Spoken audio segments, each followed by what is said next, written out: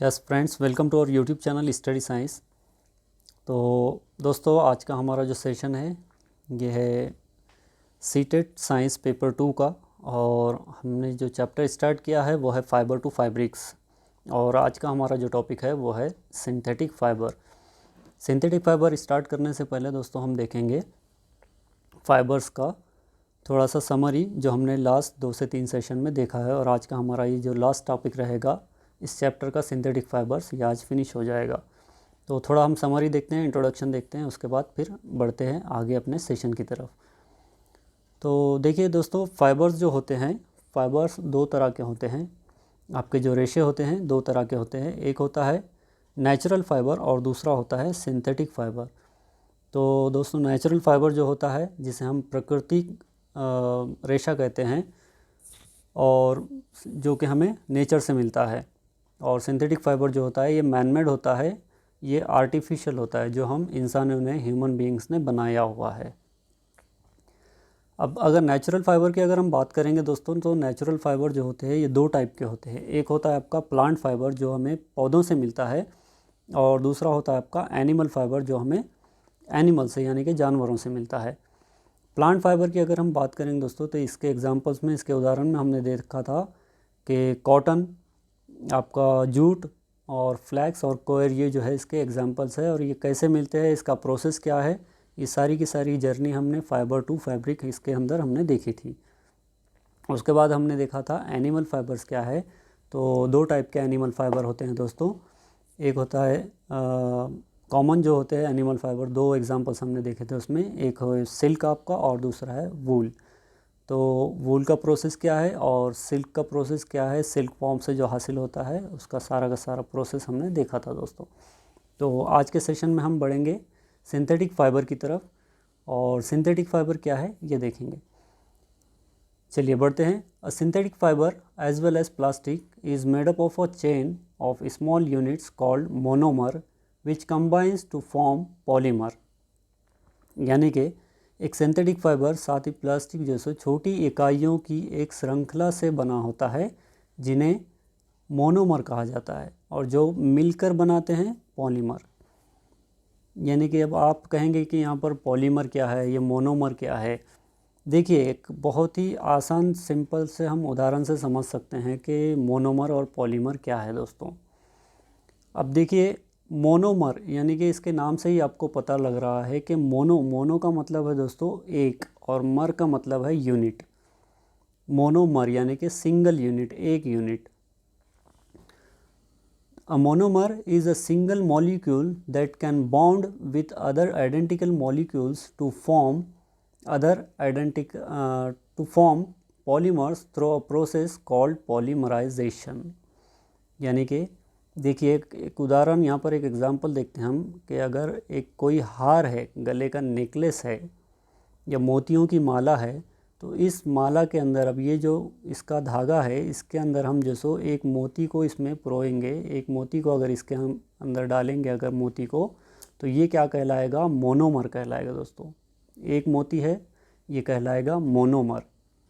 और अगर इसी मोती के माला के अंदर अगर हम और मोतियों को अगर जोड़ देंगे, अगर हम और मोतियों को इसके अंदर जोड़ देंगे, तो ये कहलाएगा दोस्तों पॉलीमर। समझ में आ गया दोस्तों, क्लियर है। एक मोतियों की माला है, वहाँ पर उसका एक यूनिट है मोती का, तो वो कहलाएगा मोनोमर। और कई मोती उसके साथ और जुड़ रहे हैं तो वो कहलाएगा पॉलीमर। और अब ये एक मोती है, ये एक मोनोमर है, और यहाँ से ये जुड़ रहा है और बना रहा है पॉलीमर। तो इस प्रोसेस को कहेंगे दोस्तों हम पॉलीमराइजेशन। ये जो प्रोसेस कहलाएगा, एक मोती से कई मोती बनकर मिलकर जो बनता है पॉलीमर, तो ये जो प्रोसेस है ये कहलाएगा पॉलीमराइजेशन। देखिए, rayon, polyester, nylon and acrylic are common example of polymers. ये आपके सिंथेटिक फाइबर के भी एग्जांपल्स है और पॉलीमर के भी एग्जांपल्स है। तो पॉलीमर क्या है, ये भी सिंथेटिक फाइबर्स के बनाने के लिए हमें पॉलीमर्स की ज़रूरत है, तो ये होती है। और इसी पॉलीमर्स के एग्जांपल है आपके रेयॉन, पॉलिस्टर, नायलॉन और acrylic. Polymer also found in nature polymer also found in nature. Polymer जो होते हैं आपके, ये आपके नेचर में भी पाए जाते हैं। ये नेचुरल आपके नेचुरल फाइबर्स में भी पाए जाते हैं। जो प्राकृतिक रेशे होते हैं आपके, वो उन प्राकृतिक रेशों में भी ये पाए जाते हैं। Cotton is a polymer called cellulose. Cellulose is made up of a number of single units और मोनोमर्स कॉल्ड ग्लूकोज। देखिए, अगर हम कॉटन की बात करते हैं दोस्तों, तो कॉटन हमें मिलता है प्लांट्स से, हमें पौधों से मिलता है कॉटन। और पौधों से मिलने की वजह से कॉटन के अंदर जो सेल होते हैं, या फिर प्लांट्स के अंदर जो सेल होते हैं, उनके सेल वॉल के अंदर जो सेल्यूलोज पाया जाता है दोस्तों, वो सेल्यूलोज किससे बनता है? वो सेल्यूलोज बनता है आपके ग्लूकोज की वजह से दोस्तों। वो सेल्यूलोज आपका बनता है ग्लूकोज की वजह से। और यहाँ पर अगर आप इस इमेज में देखेंगे तो ये जो सिंगल सिंगल जो आपको नज़र आ रहे हैं, ये है आपके ग्लूकोज के सिंगल मॉलिक्यूल। तो जब ग्लूकोज के सिंगल मॉलिक्यूल जब मिलते हैं दोस्तों, तो उससे बनता है आपका सेल्यूलोज। एक ग्लूकोज, फिर दो ग्लूकोज, फिर तीन ग्लूकोज, इस तरह से आपके ग्लूकोज के मॉलिक्यूल जब आपके वहाँ पर मिलते हैं तो उससे बनता है आपका सेल्यूलोज। और इसी तरह से कई सेल्यूलोज मिलाकर वहाँ पर बनता है आपका एक फाइबर, यानी कि एक रेशा। फिर हमने देखा था कि फाइबर टू फैब्रिक की जर्नी क्या है। फाइबर से हम जैसे यान बनाते हैं, यान से बनाते हैं फैब्रिक। तो फाइबर के पहले का जो प्रोसेस है दोस्तों, वो कहलाएगा आपका सेल्यूलोज। और सेल्यूलोज से पहले जो बना वो होगा उसका ग्लूकोज का एक सिंगल यूनिट। तो यहाँ तक क्लियर है। देखिए, cotton fibre is mostly cellulose and cellulose is made up of chains of the sugar glucose linked together a certain way.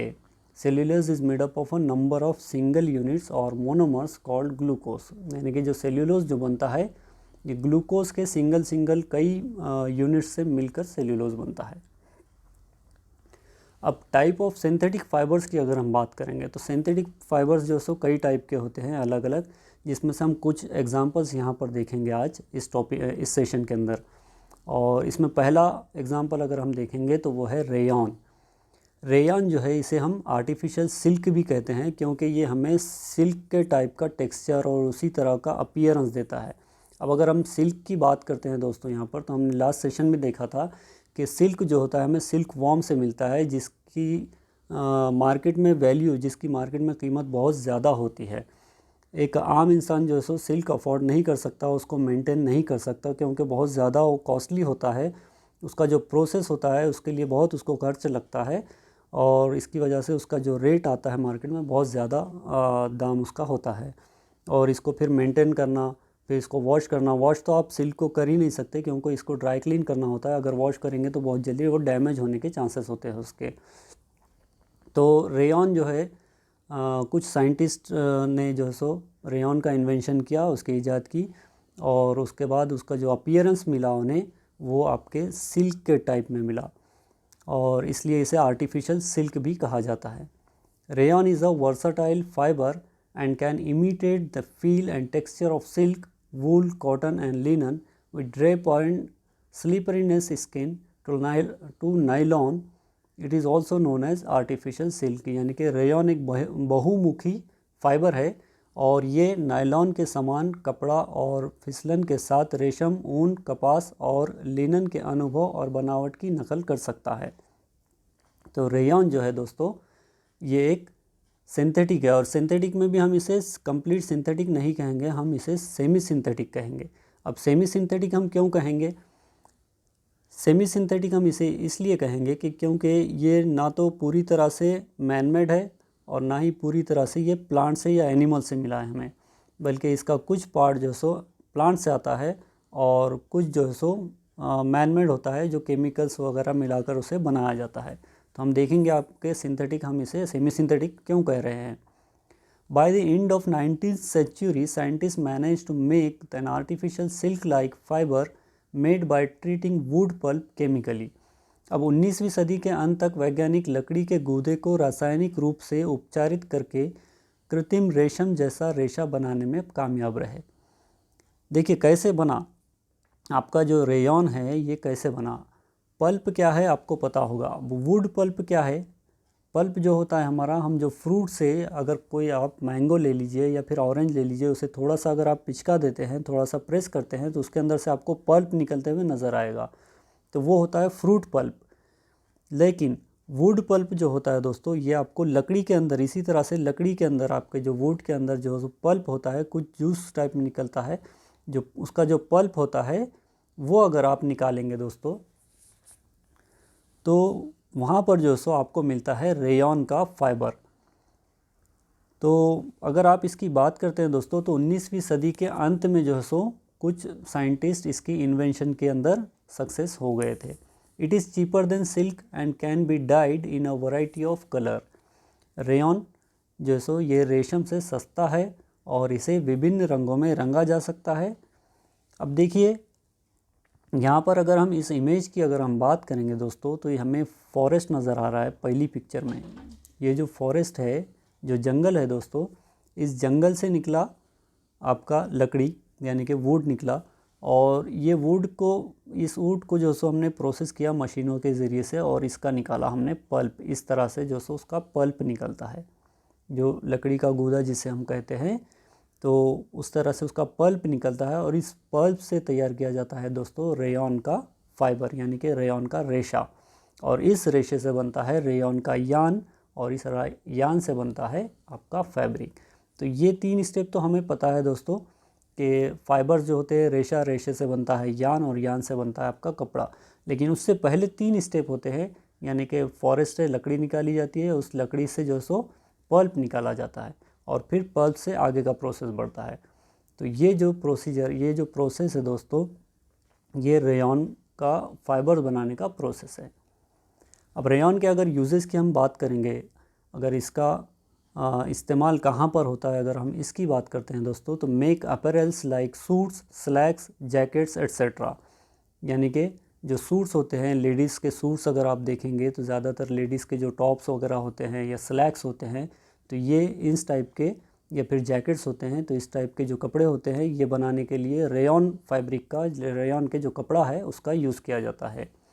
Make automobile tyres cords because of its strengths. यानी कि जो automobile के जो tyres होते हैं आपके, उसके अंदर जो वायर, जो फाइबर्स के जो वायर्स आपको नज़र आते हैं, जो रेशे के टाइप में जो आपको धागे नज़र आते हैं, तो वो भी बनाने के लिए जो सो रेयॉन का इस्तेमाल किया जाता है।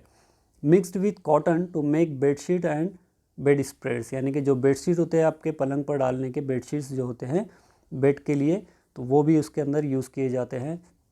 Mixed with wool to make carpet and blankets. पहले कॉटन के साथ मिक्स किया गया उसे, अब वूल के साथ अगर मिक्स करेंगे तो वहाँ पर आप उसके साथ कारपेट्स और उसके ब्लैंकेट्स बनाएंगे। Make home furnishing such as curtains and table cloths. यानी कि अन्य घरेलू सामान जैसे कि पर्दे हो गए आपके, मेज पोश बनाने के लिए जो सो अलग अलग टेबल क्लॉथ्स बनाने के लिए उसका जो सो रेयॉन का यूज़ किया जाता है। तो ये था दोस्तों रेयॉन।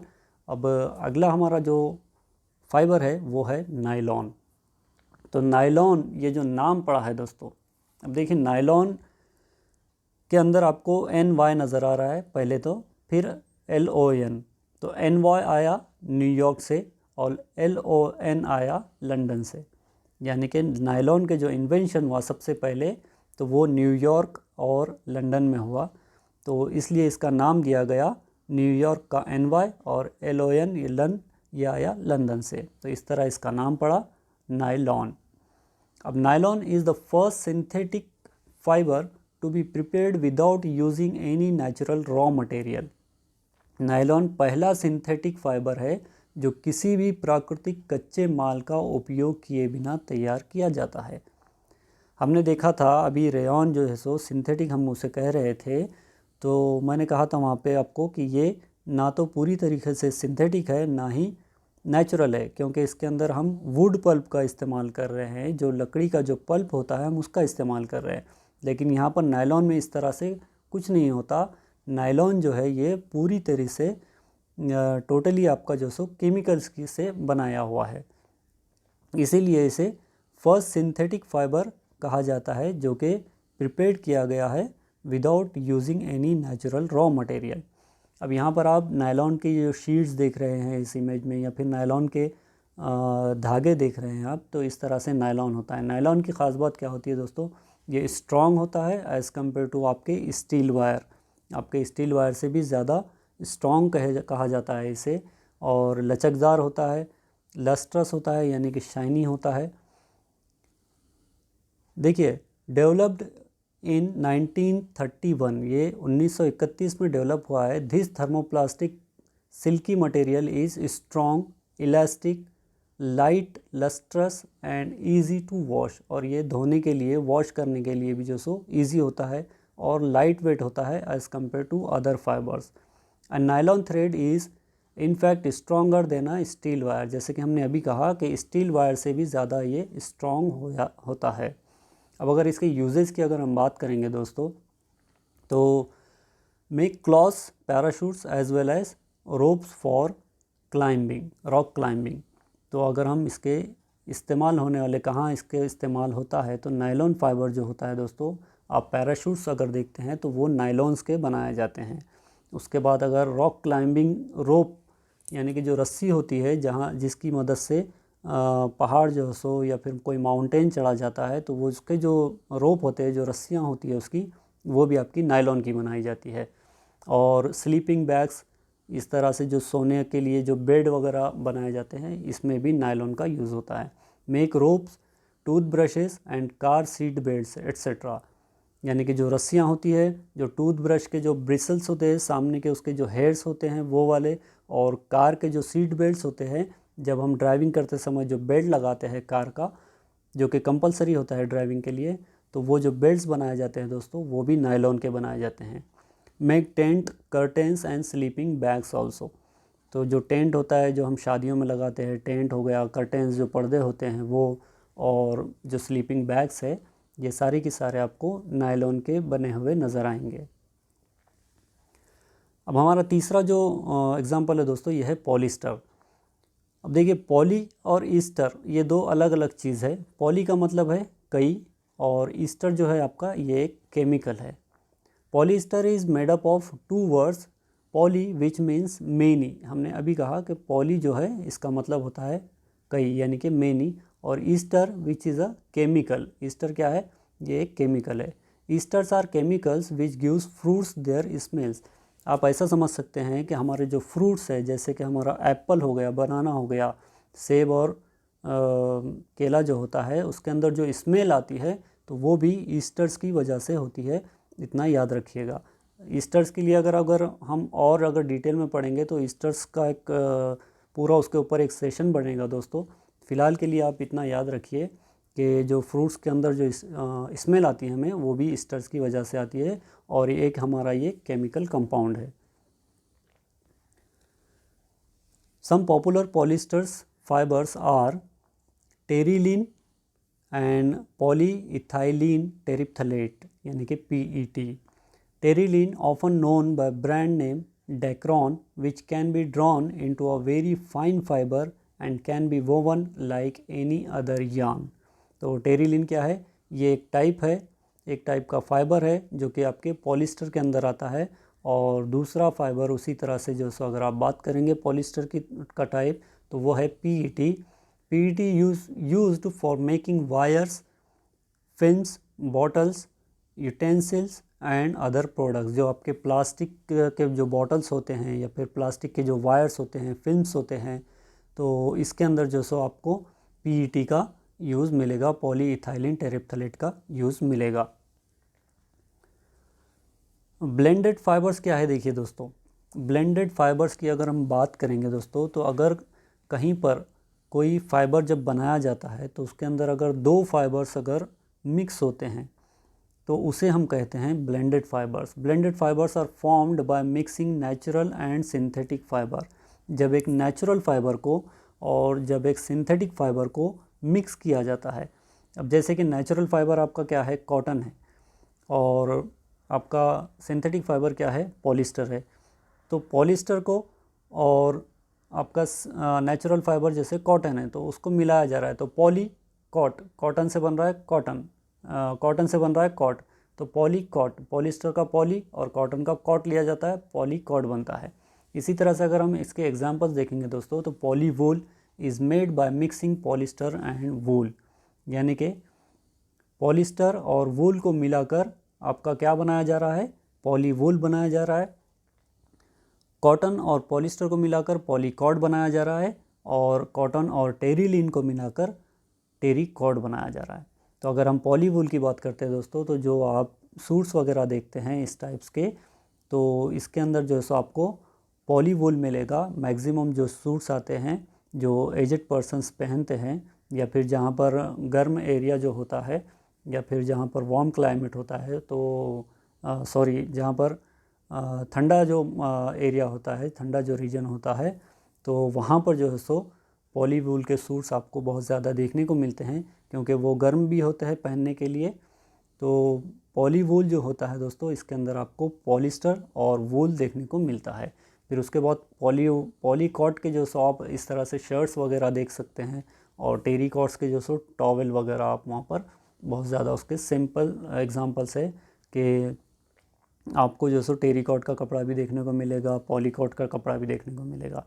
तो ये सिंथेटिक फाइबर जो सो आजकल ज़्यादा यूज़ हो रहे हैं, क्योंकि बहुत ही चीप होते हैं। चीप का मतलब बहुत ही आपको कम दाम में वहाँ पर अवेलेबल हो जाते हैं। अगर हम इसके यूजेस की बात करेंगे दोस्तों पॉलिस्टर के, तो make a variety of textiles including saris, curtains, dress materials etcetera, make sails of sail boats, make water hoses for fire fighting purposes. यानी कि देखिए, जो आपके टेक्सटाइल मिल्स है, यानी कि जो कपड़ा बनाने के जो कारखाने होते हैं, तो वहाँ पर साड़ी बनाने के लिए, पर्दे बनाने के लिए, ड्रेस मटेरियल के लिए आपका पॉलिस्टर ज़्यादातर यूज़ किया जाता है। उसके बाद make sails of sail boat. Sails किसे कहेंगे दोस्तों? ये जो इस बोट में आपको नज़र आ रही है, ये कहलाती है आपकी सेल बोट। जो इस तरह के नज़र आ रही है, ये आपकी सेल बोट है, और इसके जो पर्दे इस तरह से जो कर्टेंस लगाए जाते हैं, इसे कहते हैं सेल्स। तो ये जो सेल्स होते हैं, ये भी आपके पॉलिस्टर के बनाए जाते हैं, क्योंकि जब हवा चलती है तो अगर आप वहाँ पर कॉटन या कोई और कपड़ा अगर यूज़ करेंगे तो आसानी से वो डैमेज हो सकता है। लेकिन पॉलिस्टर जो होता है आपका, बहुत ही ज़्यादा मजबूत होता है, टिकाऊ होता है, और वाटर रेजिस्टेंट आपको उसे कह सकते हैं, क्योंकि ये पानी को ज़्यादा एब्जॉर्ब नहीं करता, और अगर पानी इसके अंदर इसके ऊपर पड़ता भी है तो बहुत जल्दी से ये ड्राई भी हो जाता है। तो वहाँ पर पॉलिस्टर के सेल्स यूज़ किए जाते हैं सेल्स बोट के लिए। Make water hoses for fire fighting purposes. तो फायर फाइटिंग, जो आग बुझाने वाली जो गाड़ियाँ होती है, उसके अंदर जो पाइप्स वगैरह यूज़ किए जाते हैं, तो वो भी आप उसके अंदर भी जो सो पॉलिस्टर का यूज़ किया जाता है।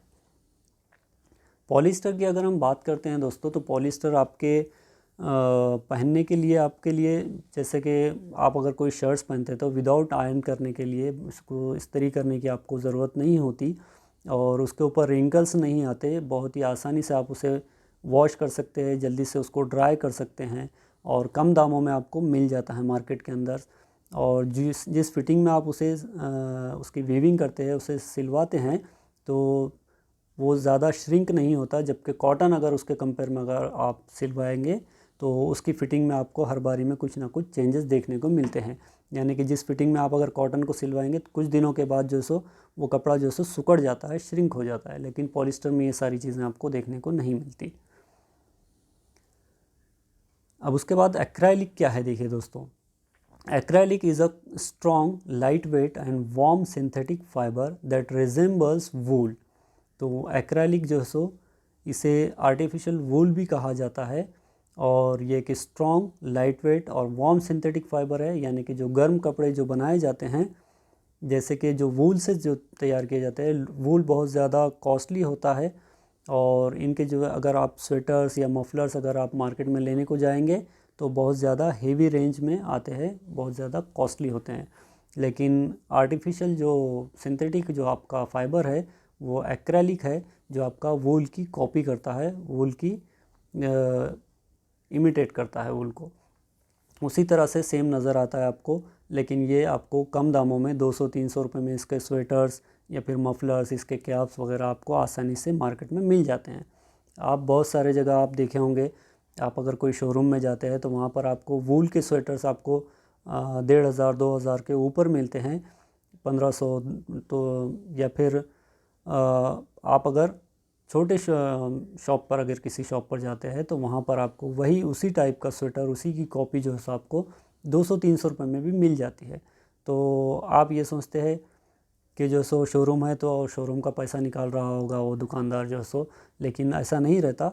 वहाँ पर जो क्वालिटी होती है वो प्योर वूल आपको मिल सकता है वहाँ पर। और जो छोटे शॉप्स होते हैं वहाँ पर जो सो आपको ज़्यादातर एक्रेलिक वूल मिलेगा जो कि सिंथेटिक फाइबर होता है। Acrylic is a strong, lightweight and warm synthetic fiber that resembles wool.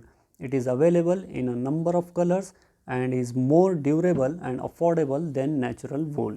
तो एक्रेलिक एक मजबूत, हल्का और गर्म सिंथेटिक फाइबर है जो ऊन जैसा तो दिखता है।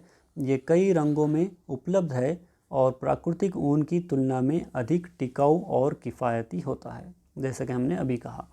Acrylic fibre, fabric, plastic or paint are all made from acrylic acid.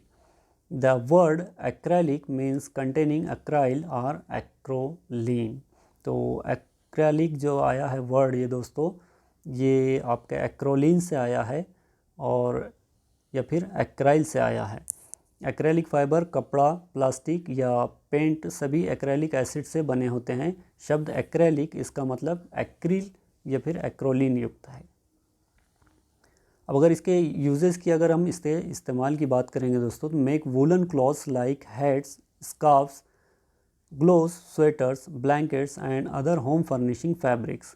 ऊनी कपड़े जैसे कि टोपी हो गया, आपके स्कार्फ, दस्ताने जो आपके ग्लोव्स होते हैं, आपके स्वेटर्स है, ब्लैंकेट्स है, ये सभी बनाने के लिए, फिर होम फर्निशिंग जो फैब्रिक्स है वो बनाने के लिए एक्रेलिक वूल का इस्तेमाल किया जाता है।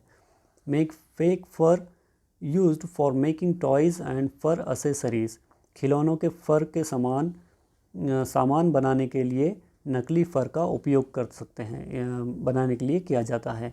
Make garments for babies as the fabrics is machine washable. बच्चों के लिए कपड़े बनाए जाते हैं क्योंकि कपड़ा मशीन से धोने योग्य होता है। अगर वूल को आप बार बार वॉश करोगे तो वो डैमेज हो सकता है, जबकि जो एक्रेलिक वूल जो होता है आप उसे वॉश कर सकते हैं, ये वॉशेबल होता है दोस्तों। The raw material of petroleum origin are called petrochemicals. Petroleum मूल के कच्चे माल को पेट्रोकेमिकल्स कहा जाता है। अब जितने भी सिंथेटिक फाइबर्स जो बनते हैं दोस्तों, तो सिंथेटिक फाइबर्स के अंदर आपको पेट्रोलियम का यूज़ देखने को मिलता है और इसके यूज़ को जो सो पेट्रोकेमिकल्स भी कहते हैं।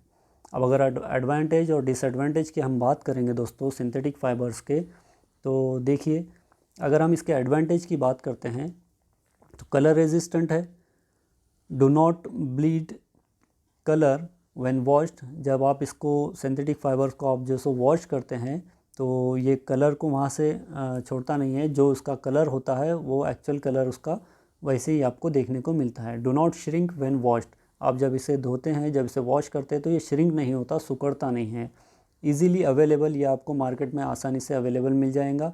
ईजी टू मेंटेन करने के लिए भी आपको ईजी है, ज़्यादा इसको खर्च नहीं लगेगा आपको। आप आसानी से इसको वॉश कर सकते हैं, किसी भी तरह से ठंडे पानी से, गर्म पानी से आप इसको वॉश कर सकते हैं।